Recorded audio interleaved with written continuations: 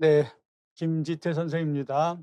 2027학년 대비 전공사회 오늘 첫 시간인데요. 먼저 무엇을 어떻게 할 것인지, 어떤 순서를 밟을 것인지에 대해서 먼저 간략하게 설명하고 수업을 진행하도록 하겠습니다. 2027학년도 전공사회 연간 컬이 6월까지가 이론 완성과 기출문제 풀이반, 재작년까지는 이거 띄워놨었는데 올해는 이론 완성과 기출문제 풀이를 같이 합쳤어요. 같이 합치면서 6월까지 이렇게 가는데 순서가 미시경제, 거시경제, 법학개론, 정치학, 사회문화, 사회과 교육론 이게 1, 1, 2, 3, 4, 5, 6 이렇게 간다고 보시면 되겠습니다. 어 약간 과목마다 진도량의 편차가 있기 때문에 어떤 건 한두 시간 조금 일찍 끝날 수도 있고 어떤 건 한두 시간 늦게 끝날 수도 있지만 아무튼 연속해서 가 보도록 하겠습니다. 이 이론 완성반과 기출문제 풀이반이 왜 중요하냐 하면, 여러분 합격 전략 설명회에서 제가 기출문제 해설을 좀 했었는데 거의 대부분의 문제가 여기에 들어 있어요. 거의 대부분의 문제가 여기에 들어 있고, 괄호 넣기 문제, 뭐 응용력, 경제학 같은 경우 그런 것은 전부 여기에서 나오는 거예요. 물론 뭐 좀 빠지는 경우가 있어요. 그다음에 심화 문제 풀이반, 그다음에 파이널 요렇게 가는데 어 주로 제가 지금 이제 8년 차, 여기서 지스쿨에서 8년 차인데요. 우리 수험생들이 여기는 다 알고 있다고 생각해서 그런지 몰라도 이쪽부터 수업을 들어오는 경향이 있어요. 물론 파이널만 듣고도 합격한 수험생이 있긴 있는데 이 과정이 완벽하지 않으면 여기에서는 약간 좀 리스크가 있다. 웬만하면 기본 이론부터 쭉 들어오시는 것이, 저는 그걸 더 선호하는데, 우리 어 뭐 인강을 들으시는 분들 계실 것이고 한데, 기본 이론을 등한시하지 마시라는 거, 여기에서 거의 출제가 많이 되고 있고, 이 부분을 잘 다져 놔야 그다음에 이제 난이도 있는 거, 어려운 문제들, 그리고 시험에 날 만한 것들 다시 한번 반복하면 그렇게 임용 시험이 어려운 시험은 아니라고 생각을 합니다. 제가 봤을 때는. 제가 뭐 한 8년 차 되니까. 그리고 초시생도 이 커리를 따라오면 얼마든지 합격할 수 있으니까 그렇게 합격을 해 주셔야 돼요. 이게 자꾸 이 장수생이 되면 꼴도 좀 우습게 되고, 부모님 별 면목도 없게 되고, 좀 음 빨리 합격하는 것이 여러분에게 신상에 유리합니다. 그렇게 할 수 있도록 하고요. 먼저 순서는 미시, 거시 이렇게 갑니다. 미시, 거시 요 순서대로 그렇게 쭉 가도록 하겠습니다. 그러면 요 기본 이론에서는 여러분이 어떻게 해야 하면, 여기에 대해서 올해 아마 현장 강의를 들으면, 현장 강의 인강은 뭐 두세 번 반복해서 들을 수 있겠지만 플러스 인강을 아마 1회 들을 수 있을 거예요. 요건 반드시 하셔야 돼요, 여러분. 한 번 듣는 거하고 두 번 듣는 거는 어 너무 차이가 나요. 그리고 요 기간에, 6 개월의 기간에 선생님 수업을 두 번 이상은 최소한 들어야 되고, 여기에 대해서 뭐 가로놓기라든가 여기에서 3 회독, 교과서 3 회독 정도, 적어도 3 회독 이상, 정독입니다. 3 회독을 한 상태에서 와야지, 이쪽으로 가면 시간이 없어요. 시간이 없어요. 그러니까 이 부분에서 전부 기초를 다진 상태에서 이쪽으로 와 줘야 된다. 항상 강조하는 게 이건데요. 이걸 따라하시는 분들이 그렇게 많지 않아요. 그렇게 해 주셨으면 좋겠다. 네. 네. 요건 됐고요. 그다음에 이제 1월, 2월, 이건 이제 월간, 이건 전체고요. 1월, 2월에는 뭐 할 거냐? 미시경제 4 주입니다. 미시경제 사주, 그다음에 거시경제 사주. 양은 미시경제가 조금 더 많아요. 미시경제가 조금 더 많다, 거시경제보다. 그리고 올해는 미시경제에서 1.9점, 그다음에 거시경제에서 6점 해서 15점 정도가 났어요. 그러면 가성비는 경제학과 법학개론은 가성비가 좀 낮아요. 그러나 여러분, 법학개론과 경제학을 만점 전략으로 가져가면 엄청나게 이 임용시험이 쉬워진다. 자, 임용시험이 쉬워진다. 가격 이런 것은 뭐 제가 이제 저는 뭐 잘 신경을 안 쓰니까. 아무튼 제가 뭐 목소리도 별로 안 좋고 기관지가 나빠서, 그리고 뭐 실력도 변변치 않지만 일단 올해 2026년이죠. 2026년 최선을 다해서 여러분과 함께 여러분의 합격을 위해서 최선을 다하는, 그래도 저도 뭐 유종의 미를 거둬야 되지 않겠습니까? 최선을 다하는 그런 한 해가 되었으면 좋겠습니다. 저도 노력을 하겠습니다. 이제 기출문제 한번 보겠습니다. 2026년 미시경제학 기출문제 해설인데요. 기출문제 해설인데 전공 B11번 3번 문제가 조금 어렵고 나머지는 좀 평이었고요. 전부 책에 있는 거예요. 제가 간단히 해설하겠습니다. 이게 시험 문제 2번이죠. 전공 A 2번이니까 전공 A에서는 1, 2, 3, 4가 2점짜리니까 2점짜리인데 하나는 여기서는 뭐 심의성 전달 모형 뭐 여기서 할 필요는 없겠고요. 효율성과 이것은 뭐 고등학교 뭐 1, 2학년만이어도 자, 이것은 뭐야? 언어로 풀어도 풀 수 있는 문제 1점짜리입니다. 효율성과 형평성 사이에는 상충 관계가 존재한다. 상충, 즉 반비례한다, 역의관계에 있다, 이런 뜻이에요. 역의관계에 있다. 그러면 우리 책에서 뭐 답은 다 돼 있어요. 우리 교재를 보겠지만 이제 이건 작년 겁니다. 올해는 약간 페이지가 2026년 기출 문제를 올려다 보니까 페이지가 좀 달라졌지만 아무튼 요 수업 관련 내용은 작년 수업했던 그 내용입니다. 내용입니다. 그래야 올해 교재에 있다고 하면 올해 제가 다 수정할 수도 있잖아요. 그렇죠? 네, 절대 그런 짓을 안 합니다. 효율성과 형평성은 대부분 상충관계에 있기 때문에 한번 보세요. 효율성과 형평성이 대부분 상충관계에 있기 때문에 시장이 불안전해서 그렇습니다. 그러니까 그대로 뭐예요? 효율성과 형평성 그대로 같죠. 똑같죠. 그래서 올해 한 3년 전부터 3년 전부터 기출문제 해설하면서 제가 우리 배웠던 거하고 굉장히 밀접 관련성이 많아요. 그러면 한두 문제가 그런 것이 아닙니다. 절대 그런 것이 아니에요. 그러면 효율성과 형평성, 가로가 여기 형평성이겠죠. 네, 이거 뭐 쉽게 넘어갈 수 있어요. 그 다음에 전공 12번 봅시다. 먼저 공공재를 한번 보겠어요. 공공재의 정의는 뭐냐면요, 나의 소비가 타인의 소비를 방해하지 않는 재화로 해석할 수 있어요. 공공재를 좀 쉽게 하면 뭐 어려울 수도 있겠네요. 나의 소비가 타인의 소비를 방해하지 않는 재화, 방해하지 않는 재화. 아마 여러분 요 표현은 잘 교과서에 없을 거예요. 이것은 지금 이제 은퇴하셨지만 고려대학교의 안문석 교수님이 잘 쓰는 표현인데 제가 이거 가져왔어요. 나의 소비가 타인의 소비를 방해하지 않는 재화. 그럼 이거 어떤 거냐면, 여러분 저하고 이 교실에서 숨쉬기 경쟁을 하죠. 제가 숨을 쉬어서 제가 숨이 좀 가빠서 2번을 쉬었다고 했죠. 그러니까 여러분 학생이 김 선생님은 왜 숨을 2번 쉬어요? 그러나요? 절대 그럴 리가 없죠. 여러분 물론 뭐 햇빛을 가리는 건 그렇다고 치지만, 여러분 갑이라는 사람이 국방비를 1억 원을 내요. 좀 부자예요. 잘 살아요. 을이라는 사람은 거지예요. 그래서 소득이 없어서 국방비가 0이에요.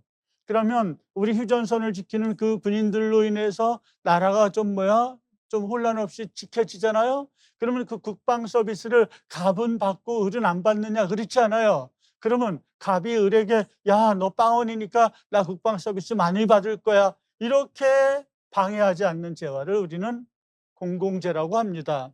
그런데 여기에서는 나의 소비가 타인의 소비를 방해하는 그런 재화가 있으면 내가 뭐를 함으로 인해서 상대방에게 해를 끼쳤어요.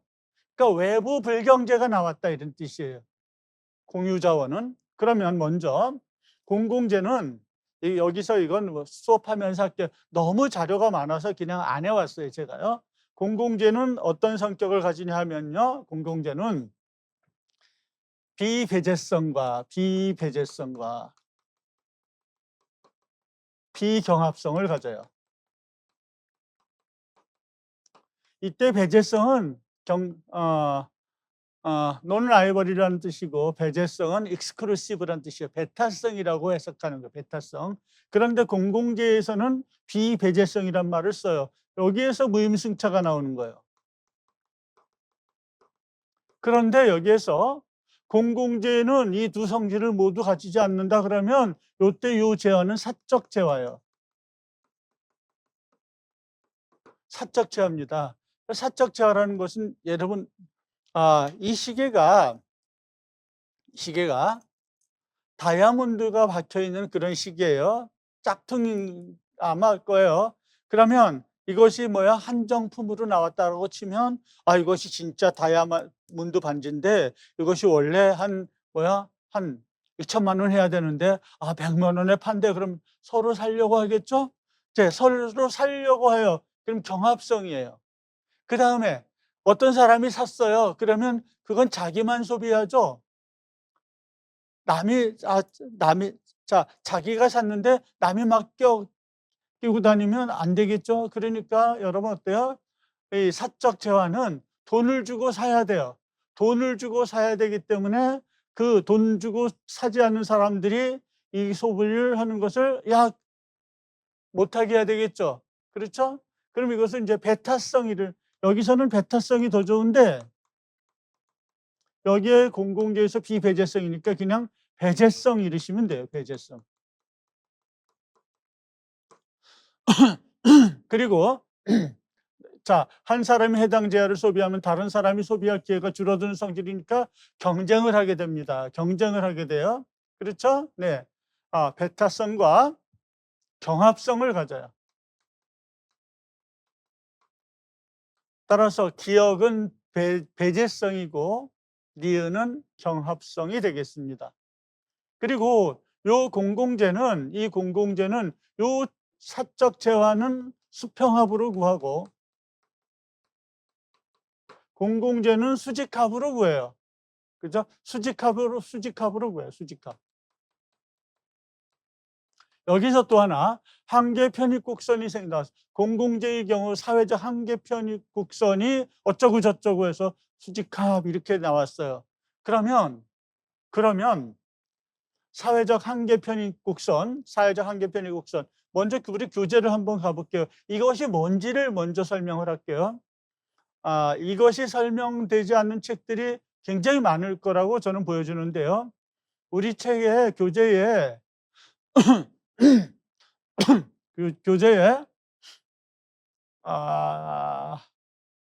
이건 뭐 안 해놨네. 앞부분에 수요함수에서 보면요. 여기 수요함수에 있는 교재 그대로예요. 작년 교재 그대로 있었고요. 이건 올해 교재도 있고 제가 한 글자도 안 고쳐놨어요. 수요함수는 기본적으로 이걸 구분하지 않아도 되는데 이걸 냈어요. 이걸 출제를 했으니까 제가 구분을 해드릴게요. 시간 체크라는데. 네. 수요함수는 Q로 표시한 Q로 표시를 하면 우리는 수요함수 그래요. 막 옆으로 이게 항등식이니까 넘길 수가 있잖아요. Q는 어떤 식 그러면 우리는 이거 수요함수, 그리고 요때 요 P는 가격의 의미를 가져요. 그런데 P를 중심으로 이것을 식을 정리를 하면 그렇잖아요. 다시 볼게요. Q는 Q는 100-P. 그러면 이거 넘기고 뒤쪽으로 하면 이거 다른 색깔 한번 써볼게요. P는 100-Q. 이것이 항등식이기 때문에 두 개는 똑같은 식이죠. 그러나 표현 방법이 달라요. 뭐냐면요. 어떤 사과가 있는데 그 사과 가격에 따라서 이건 절편이니까 사과 가격에 따라서 재화의 소비량이 달라지겠죠? 사과 하나에 100원이야 그러면 우리 소비자들이 많이 사가려고 할 거고 사과가 하나에 1,000원이래 10배가 올랐어요. 덜 사가려고 할 거예요. 덜 사가려고 하겠죠. 그런데 여기에서 P로 표시가 되면 이것은 가격이 아니라 내가 뭐야? 내가 사과를 한 개 어때요? 내가 사과를 한 개 샀을 때, 내가 사과를 한 개 소비했을 때 만족도가 어떻게 될까요? 내가 사과를 한 개를 먹어서 없애버렸어요. 사과 한 개를 먹어서 없애버렸을 때에 그 사과 한 개가 나에게 주는 효용은 얼마인가? 만족도는 얼마인가? 이 만족도는 유틸리티, 효용, 한계 편익, 베니핏이에요. 한계 편익. 여러분, 요 P는 MB는 어떤 거냐면요. 여러분, 우리가 이제 노량진에서 여러분들이 수업을 하고 가서 배가 고파가지고 어디 이제 분식집에 갔어요. 치킨집에 갔어요. 양도 많고 가격도 싸고 여러분의 실적이 너무 좋아요. 그러면 싼 가격에 맛있게 배부르게 잘 먹었다. 즉 우리가 가성비가 좋다라는 그 표현이 바로 요 표현이에요. 내가 사과 한 개를 먹어 치웠을 때에 나에게 주는 그 만족도가 얼마냐에서 따라서 P는 MB 이렇게 하면 이것은 수직합이 돼요. 수직합. 공공재가 이렇게 구해요. 이렇게 하면 수평합이에요. 이건 사적 재화를 이렇게 구해요. 사적 재화. 뒤를 가면서 하기로 할게요. 네, 그러면 요 표현을 알지 않고는 이거 보여? 네. 한계 편익은 마지널 베니핏은 이거 미분했던 잘게 쪼개서 내가 어때요? 어느 한 재화를 소비했을 때 나에게 주는 효용은 어때요? 효용을 어때요? 효용을 그 재화의 수량으로 나눈 거죠. 미분한 거예요. 미분한 거예요. 미분한 거. 이렇게 되겠습니다. 일단은 요 표현을 알아야 이 문제를 풀 수 있어요. 따라서 우리 수험생들이 많이 좀 당황했을 수도 있어요. 많이 당황했을 수도 있는데 당황할 필요 하나도 없습니다. 그럼 이제 공유자원은 뭐냐면요. 공유자원. 공유자원은 다양하게 사적재와 클럽재, 공유자원, 공공재 설명하면 너무 길어지니까 그냥 여기서 빼고 그냥 공유자원은 공동마을 목초지예요. 공동마을 목초지인데 누구나 이용할 수 있어요. 누구나 이용할 수 있으니까 어때요? 네. 마을 사람이면 누구나가 이 공동마을 목초지를 이용할 수 있으니까 누구는 되고 누구는 안 되고 배타성이 없죠. 그러니까 비배제성이에요. 그런데요. 서로 내가 먼저 가서 풀을 뜯어 먹이면 늦게 오는 사람들은 어때요? 별로 풀 뜯어 먹이기가 좀 그래요. 그러니까 나쁜 풀을 먹어야 되고 또 막 발붙고 막 똥 싸고 그런 풀을 먹어야 되죠. 그리고 이것이 황폐가 돼요. 그러면 어때요? 내가 이 사람들이 전부 공동마을 목초지를 이용하다 보니까 이것이 황폐화되는 거예요. 서로 이용하려고 하니까 경합성이 있고 그다음에 비배제성이 있는 거예요. 여기에 가셨나요? 그러면 이제 봐요. 그러면 이것은 어때요? 이거 봐요. 공동마을 목초지가 있고 A, B, C가 이렇게 있어요. 여기에도 20마리가 있고 20마리가 있고 20마리가 있고 적정선은 30마리가 여기 오는 것이 그러면 어느 정도 감당이 되는데 20마리를 전부 이쪽으로 와요. 그렇죠? 이쪽으로 오니까 어차피 용량 초과로서 이 목초지가 망가지는 거예요. 그렇죠? 자, 이것을 우리가 공유 자원의 비극, 그렇죠? 공유 자원의 비극 그러는 거예요. 그러면 여기서 왜 그래요? 내가 풀을 뜯으러 여기서 내 소가 풀을 뜯어 먹으면 남의 소들이 어때요? 풀을 덜 뜯어 먹게 되니까 나의 소의 소비가 다른 소들에게 영향을 주는 거예요. 타인의 소비에 영향을 주는 거죠. 그러니까 나쁜 쪽으로, 그래서 부정적, 마치 환경오염처럼. 여기에 뭐야? 여러 사람이 있는데요. 어떤 사람이 담배를 뻐끔뻐끔 피우면 담배를 피우지 않는 사람들은 너무 힘들죠. 저 같은 경우도 너무 힘들죠. 그것이 바로 환경오염 문제잖아요. 이것이 바로 부정적 외부 효과예요. 따라서 이 부정적 외부 효과를 쓸 수 있는 사람들이 많지 않았을까, 이번에. 제가 봤을 때요. 많지 않았을 것이다. 우리 책에 다 있으니까 그때 하기로 하고요. 그다음에 그러면 이제 공유 자원이 나왔어요. 그럼 이제 뭐가 나와야 되느냐면, 그러면 어떻게 하면 저 공동 목초지를 황폐화시키지 않을 수 있을까?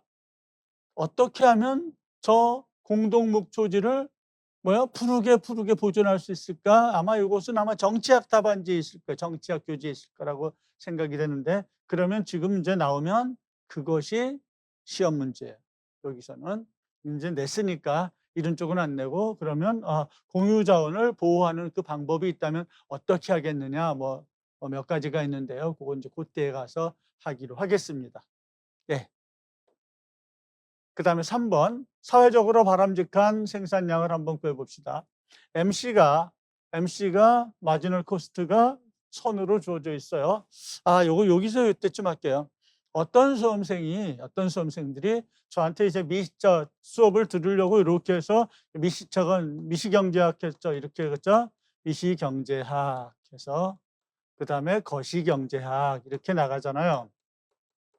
들으려고 하는데 김 선생이 목소리도 나쁘고 웬 초창부터 아까처럼 미분 어쩌고 저쩌고 이렇게 하다 보니까 수강 후기를 써놓고 이제 미시경제학만 듣고 이제 탈퇴를 했어요. 제가 올해 8년 차로 그것을 받아본 적이 없어요. 예, 우리 수험생들이 제가 좀 목소리 좀 기관지가 안 좋은 걸 알기 때문에, 그 원인도 알기 때문에 거기에 대해서 태클은 걸지 않는데, 왜 김 선생은 미분 이런 것을 가르치고 이러느냐라는 것을 요렇게 제가 이거 한 것이 아니고, 저는 그 수험생에게 감사해서 제가 한 번씩 읽어요, 가끔씩. 그래서 내가 고칠 점도 분명히 있어요. 제가 완벽하지 않은 사람이니까. 그러나 요렇게 이렇게 써 놓고 가서 그러면 그건 너무 모르는, 그 수험생은 너무 모르시는 거예요. 이번에 미분 문제가 두 문제가 있어요. 그런데 왜 김 선생은 미분을 가르치냐고 하면 그건 너무한 거죠. 모르는 거죠. 네. 네. 그런 표현은 모르겠어요. 아무튼 저의 불찰이라고 생각이 되지만, 그래도 저도 그냥 불어 그러는 건 아니니까 아무튼 그건 좀 이해를 해 주셨으면 좋겠습니다. 공공재 X에 대해서 동일한 소비자가 1,000명이 존재한다. 사적 재화로 풀면 이건 다 틀리는 거예요. 그래서 이것도 한 번도 내가 손으로 써 보지 않고 계산을 안 해 보신 분들은 이 문제도 틀렸을 거예요. 파이널에 1, 2번 쪽에도 있고요. 그다음에 여기 어디 있더라? 체크가 됐을 텐데. 됐고 자, 수직합 구하기 됐고, 심화 문제 풀이반 이거 있고, 파이널 모의고사도 있고, 여러 번 다룬 거예요, 여러 번. 안 다룬 게 아니에요. 그러면 그것만 생각을 했으면 이 문제는 쉬워요. 그러면 봐요. 역수의 함수에서 1,000명이 있는데 한 명의 어때요? 한계 편입 곡선은 O-Q인데 똑같아요. 1,000명이 다 똑같아요. 이걸 더하는 거예요. 이것이 P라고 했죠. P로 해서 구하면 이것은 수직합이 되는 거예요. 수직합. 그리고 공공재라고 했으니까 안 그래도 수직합이에요. 수직합이에요. 그러면 모든 개인들의 한계 편익을 다 더한 것은 우리가 사회적 한계 편익 그러죠. O가 1,000이고 Q가 1,000이니까 O가 1,000이니까 5,000이고 Q가 1,000이니까 1,000이죠. 그렇죠. 그러면 SMB는 5,000 마이너스 1,000Q. 자, SMC, MC는 MC가 하나일 때는 그것이 PMC도 되고 SMC도 돼요. 그 뒤에 가서 제가 다뤄드릴게요. 이것이 1000이에요. 1000. 얘가 같아야 돼요. 그러면 5000 마이너스 1000Q는 1000 넘어가니까 4000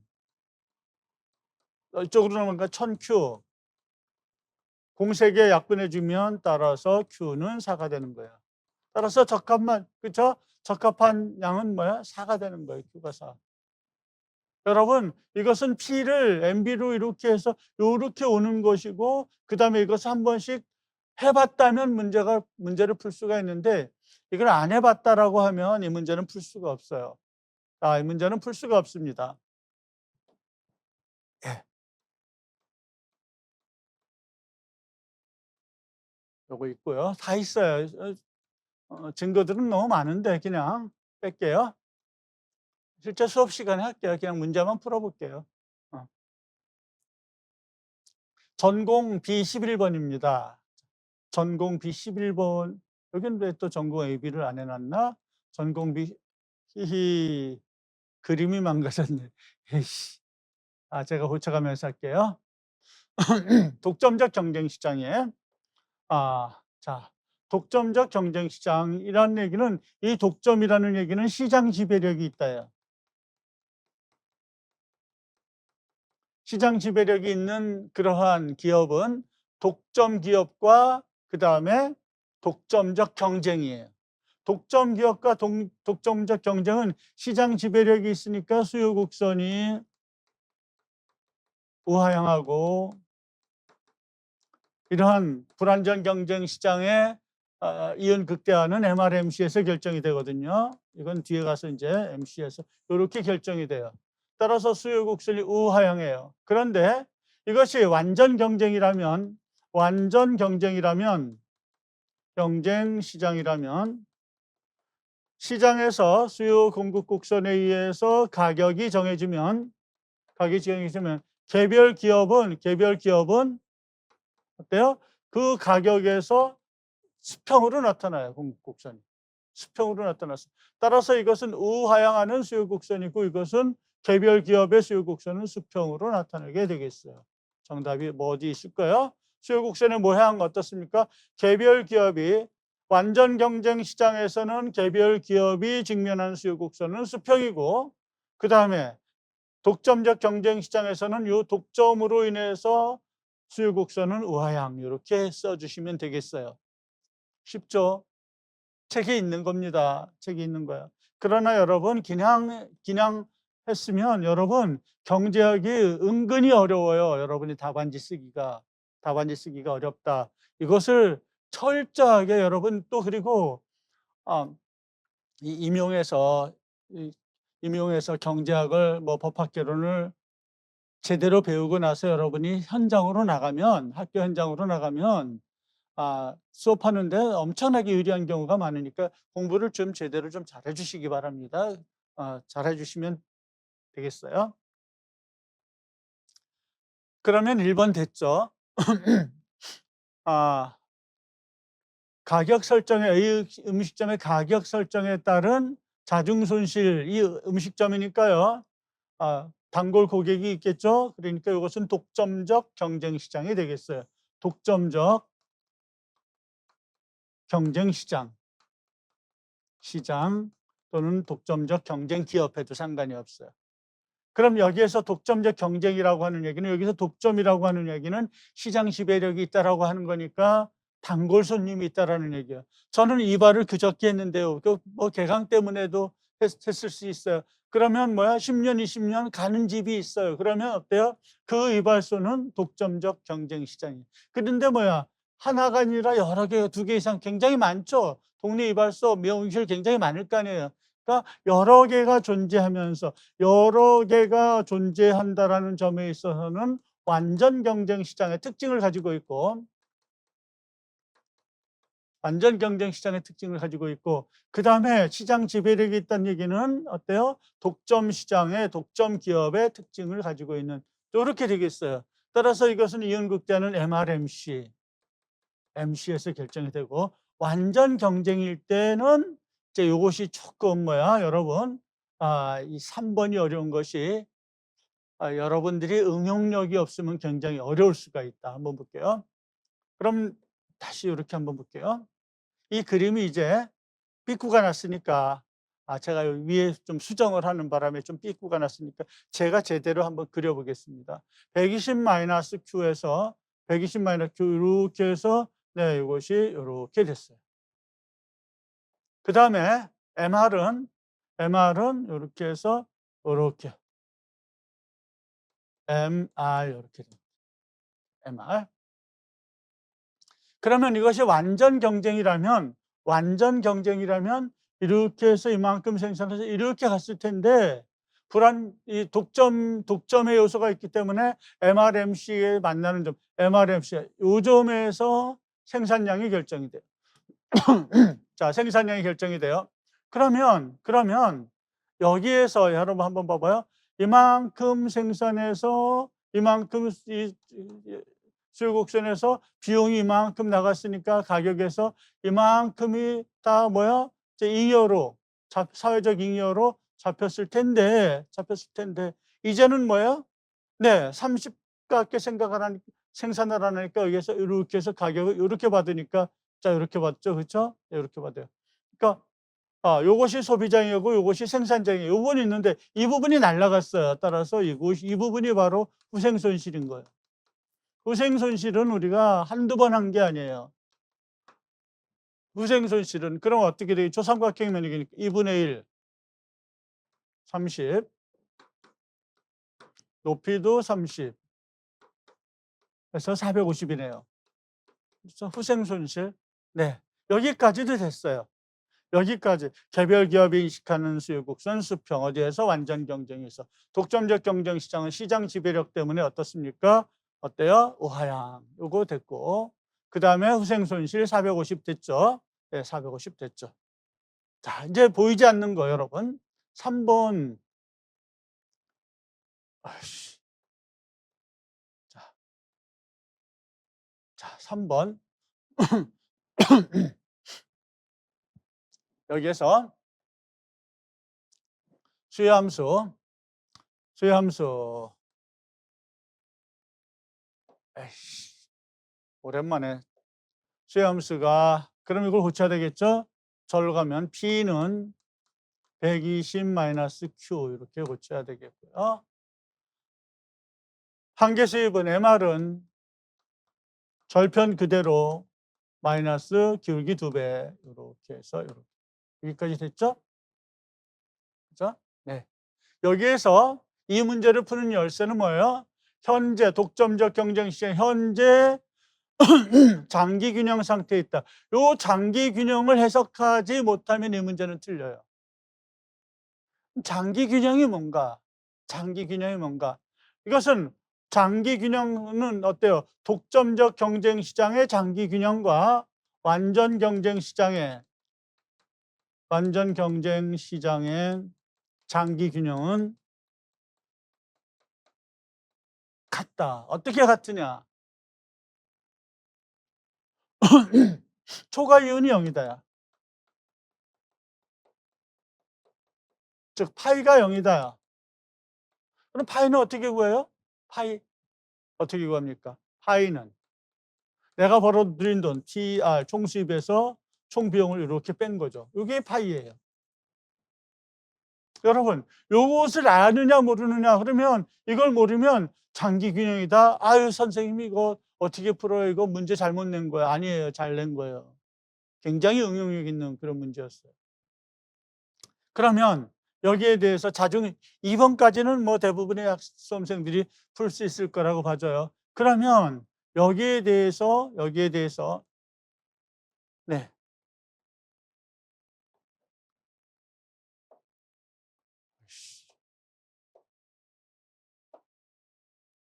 아무나 안 없어지네. 참나. 자, 한번 시도해 볼게요. 오케이. 네. 자, 개별 기업의 이윤이 0이다라고 하는 얘기는, 개별 기업의 초과 이윤이 0이다라고 하는 얘기는 어때요? 여기는요. 내가요. 가격이 1,000원인데 평균 비용도 1,000원이에요. 요것도 1,000원이에요. 그러면 몇 개를 팔았던, 이것을 1 개를 팔았던, 2 개를 팔았던, 10 개를 팔았던, 100 개를 팔았던 어때요? 자, 1,000 곱하기 x 마이너스 1,000 곱하기 그대로 x예요. x. 그러면 뭐야? 이퀄 0이 되는 거야. 0. 따라서 p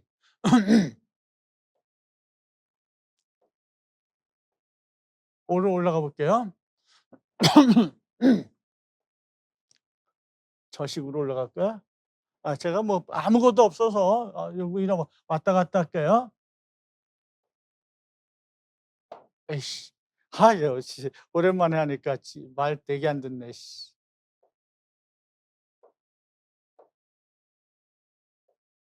봐요.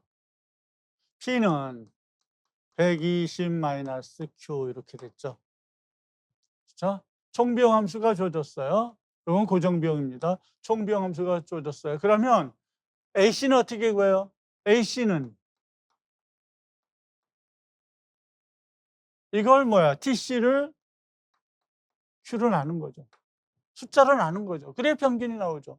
1 개면 1로 나누고 2 개면 2로 나누고 3 개면 3으로 나눠야 평균이 될 거 아니겠어요. 그러면 이렇게 하면 이거 다시 쓰면 TC가 이거라며요. 60 Q 플러스 F 그다음에 Q니까 Q 이렇게 해요. 그럼 이렇게 하면 60이고 플러스죠. Q분의 F 이렇게 되죠. 이게 AC예요. 그러면 얘와 얘가 같을 때 초과 이온이 0이에요. 그렇죠? 초과 이온이 0이에요. 따라서 P가 AC. 자, P가 AC일 때 초과 이온이 0이에요. 그러면 120 마이너스 Q는 60 플러스 Q분의 F. 이렇게 되겠죠? 이렇게 되겠죠. 그러면 요렇게 나가면 요렇게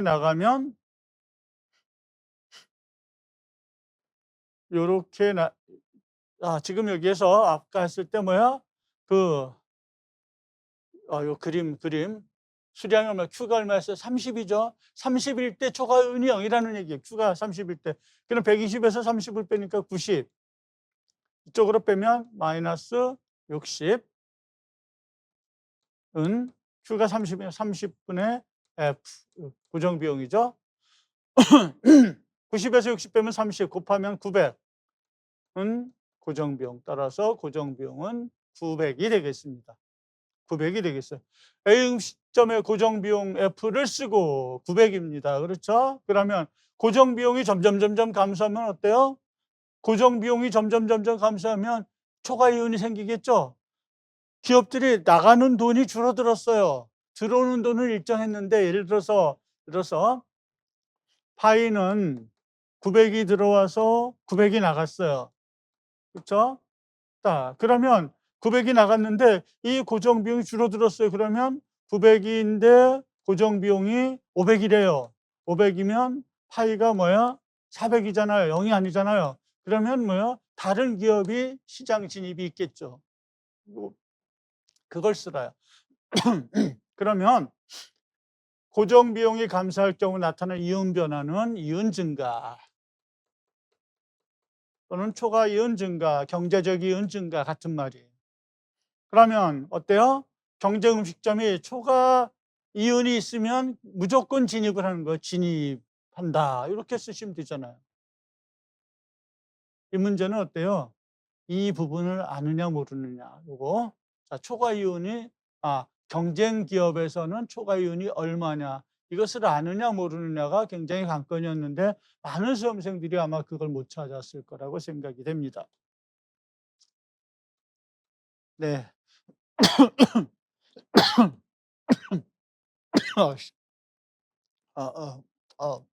막판 고정비용 100이고 고정비용이 감소하면 이온이 생기니까 다른 경쟁 기업의 시장 진입이 있게 된다. 그 분야 장사가 잘 된대 그러면 많은 기업들이 들어오겠죠? 네. 그러면 지금 이제 미시경제학 다 풀어봤는데요. 이렇게 뭐 다른 과목도 마찬가지입니다. 벗어난 게 1 점짜리 하나가 벗어난 게 있었고요. 1 점짜리 하나가 벗어난 게 있었고 그다음에 마이너스 2 점짜리 하나가 벗어난 게 있었어요. 그런데 요 벗어난 것들은 신경 안 써도 되는 게 뭐냐면요. 너무 구석 없는 데서 나온 거, 어려운 거 맞추는 정답자가 거의 없는 것들은 신경 쓸 필요 없어요. 변별력이 없어요. 너무 쉬워도 변별력이 없고 너무 어려워서 다 틀려도 뭐요, 그 문제는 당락에 영향을 주지 않아요, 다행스럽게도. 네. 첫 강의는 커리큘럼 소개와 그다음에 미시경제학 기출문제 3문제, 2문제 반이겠죠.